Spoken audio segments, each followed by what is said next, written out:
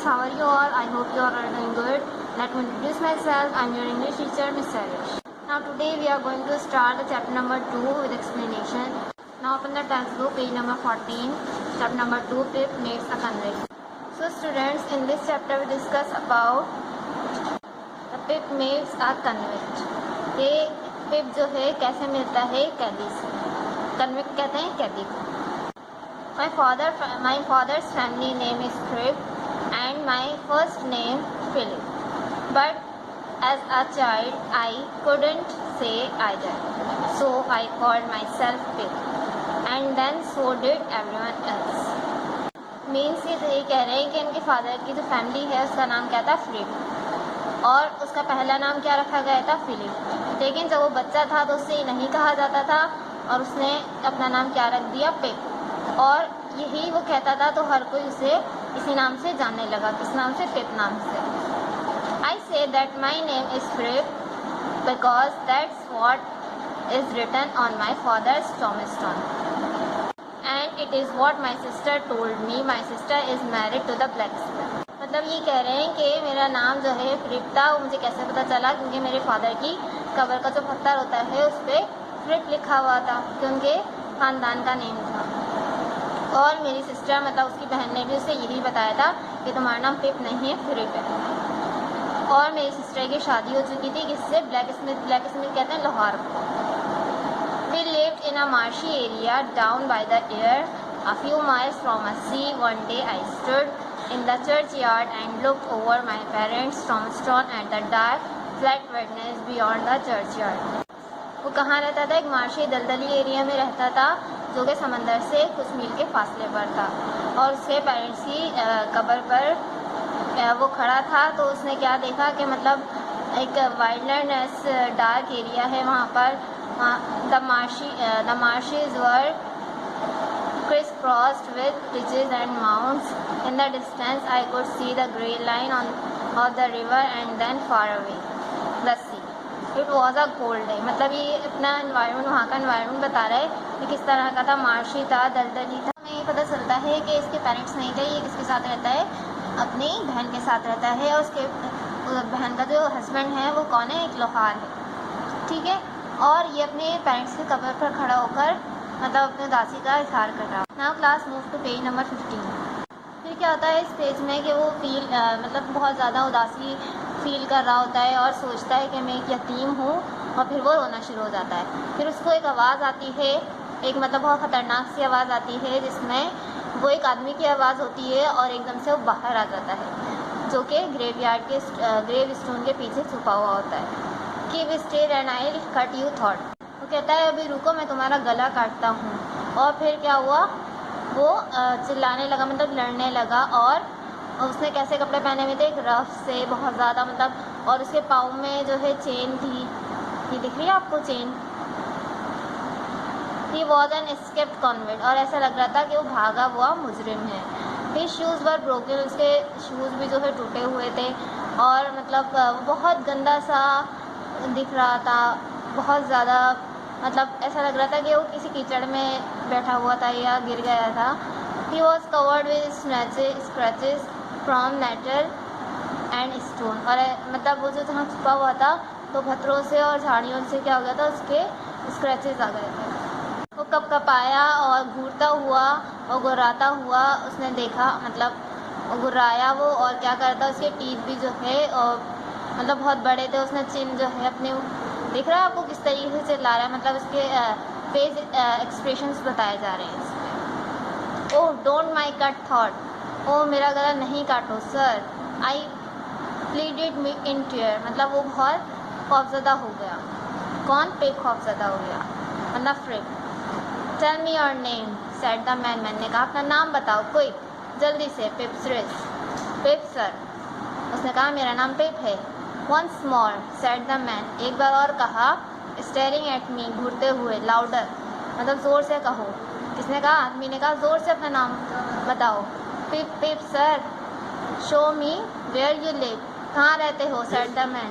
कहा जल्दी से बताओ तुम कहाँ रहते हो, पॉइंट आउट करो, मतलब कहाँ किस जगह पर रहते हो. I pointed to where our village lay a mile from a church. मतलब मैंने इशारा किया कि 1 मील के फासले पर है चर्च से, जो कि मेरा गांव। फिर क्या किया, जो आदमी था उसने उसको उठाया और उसको उल्टा कर दिया और फिर उसकी पॉकेट्स में से पॉकेट्स ने खाली कर दी और उसमें से क्या निकला, एक पॉकेट में से सिर्फ एक पीस ब्रेड का पीस निकला उसमें से, ठीक है। और फिर उसने क्या किया, उसको टॉम स्टोन पर बिठा दिया, मतलब कब्र के पत्थर पर बिठा दिया। Sat trembling while he ate the bread ravenously, मतलब ये ऐसा लग रहा था, मतलब बहुत भूखा था वो जो पीस ऑफ ब्रेड था वो बहुत भूखे तरीके से खा रहा था। Now look here said the man, where are your parents, मतलब मेरी तरफ देखो, आदमी ने कहा कि तुम्हारे पेरेंट्स कहाँ हैं। तो देयर सर सेड आई, मतलब वो तो कब्र के पत्थर पे बैठा हुआ था, तो उसने बोला यहाँ है सर, वहाँ है। तो फिर क्या हुआ, वो जल्दी से उसने जंप किया और थोड़ा सा भागा।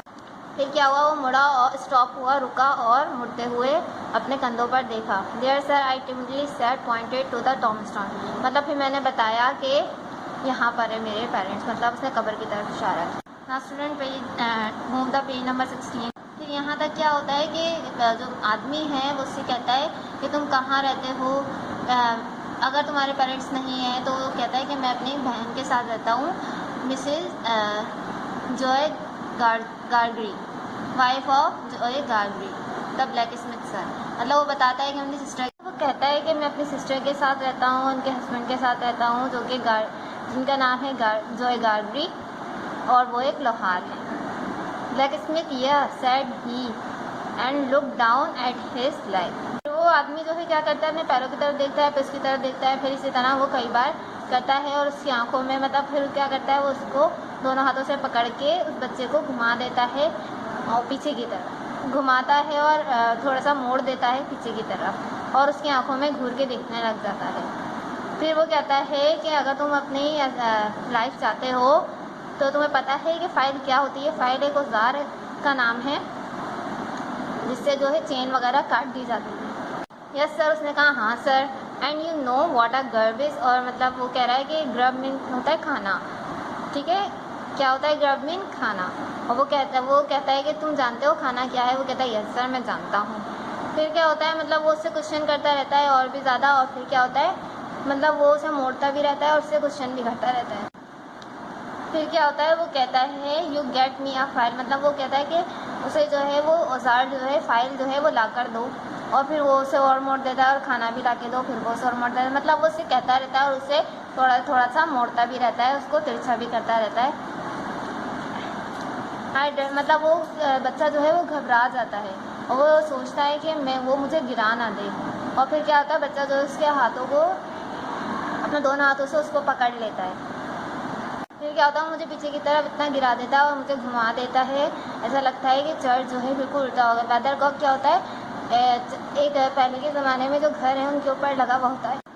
पहले के ज़माने में जो घर होते थे उनके ऊपर एक मुर्गा बना हुआ होता था, जिससे और उसके साथ एक साइन बना हुआ होता था इस तरह कि वो जिस तरफ भी, मतलब ये तो चर्च का साइन है, जिस तरफ भी वो मुर्गे का साइन है वो इशारा करेगा उसी तरफ से हवा चलती है, मतलब बारिश का भी उसी से पता चलता है।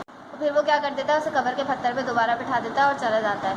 वो कहता है अगली सुबह तुम मेरे लिए खाना लेकर आओगे और फाइल लेकर आओगे।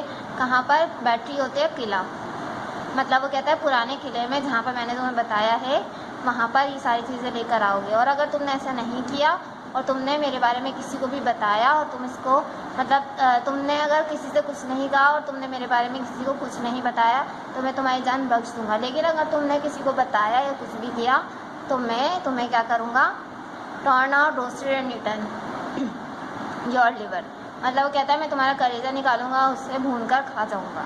And now I am alone, और तुम ये मत समझना कि मैं एक तन्हा हूँ। There is a young man hiding with me, मेरे साथ एक नौजवान भी छुपा हुआ है। मतलब वो कहता है मेरा एक और साथी है जो कि छुपा हुआ है और तुम उसको देखोगे तो तुम्हें ऐसा लगेगा कि मैं एक फरिश्ता हूँ। मीन्स कि वो ये जाहिर करना चाह रहा है कि जो उसका साथी है वो उससे भी ज़्यादा खतरनाक है। Students move the page number 17। इस पेज पे क्या बता रहे हैं कि अब वो यंग मैन जो है वो कहता है कि वो यंग मैन ऐसे सारी बातों को सुन रहा है और वो मैंने उसे बहुत मुश्किल से रुका हुआ है कि वो तुम्हारा लिवर जो है ना खाए। वो अपने आप को जैसे बहुत घबराया हुआ महसूस करता है और वो ऐसा लगता है, मतलब एक बच्चा होता है वो क्या सोचता है कि एक बेड की चादर में ओढ़ लूँगा, मतलब और इस तरह कर लूँगा तो मैं अपने आप को बचा लूँगा, वो कंफर्टेबल फील करने लग जाता है। तो वो कहता है कि मैं, जो आदमी है वो उसे और डराता है, वो कहता है कि मैंने तो उसे रोका हुआ है, वरना वो कब का तुम्हें चीर कर जो है वो खा भी चुका होता। फिर क्या होता है, बच्चा जो है बहुत डर जाता है और उससे प्रॉमिस कर लेता है कि मैं जो है आपको ये जो फाइल है और जो खाना है वो लाकर दे दूँगा एक पुराने किले के अंदर नेक्स्ट मॉर्निंग, मतलब अगली सुबह। वो उसे प्रॉमिस कर लेता है। फिर क्या होता है, वो अपने घर पे चले जाता है। उस आदमी कहता है गुड नाइट, तो वो मतलब घबराते हुए कहता है good night, I am going to be a long night for, मतलब वो कहता है मेरे लिए बहुत लंबी रात हो गई है, मतलब मैं इतना डरा हुआ हूँ कि मेरे से ये रात जो है गुजर नहीं रही। और फिर क्या होता है, जैसे हमने पहले पढ़ा था, एक कोल्ड सर्द रात होती है, वो अपने आप को पूरी तरीके से अपने दोनों हाथों से पकड़ लेता है और फिर वो भागने लग जाता है। और जब वो पीछे मुड़ के देखता है तो आदमी भी उसे देख रहा होता है और वो बगैर रुके जो है क्या करता है, भाग जाता है।